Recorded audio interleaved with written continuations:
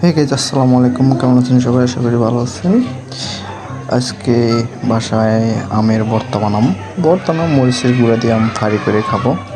এখন আম ছিলতেছি, দেখেন কত স্পিডে ছিলতেছে, প্রায় মেশিন।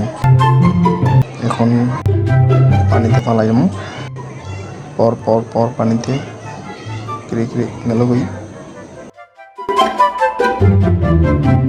এই মাত্র আম পানিতে পড়লো টস করে। আশা করি ভিডিওটা ভালো হলে লাইক দিবেন। এখন আম জবাই করা হইব মাঝখান দিয়া, এই যে জবাই করা হয়েছে। তারপরে চুটকি, এখন মরিচ বাটার পালা, মরিচ বাটতেছি আমি নিজেই একবারে বাইকটা। এইতে মরিচের গুঁড়া করা শেষ, এখন আম সাজানোর পালা। এখনই জিরবাই লোল চলে আসতেছে, পানি চলে এসেছে জিরবাই পানি।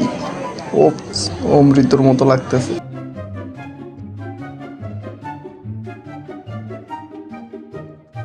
এখন সাজানো পড়াই শেষ, এখন খাওয়ার পালা। এখন খাবো আমি।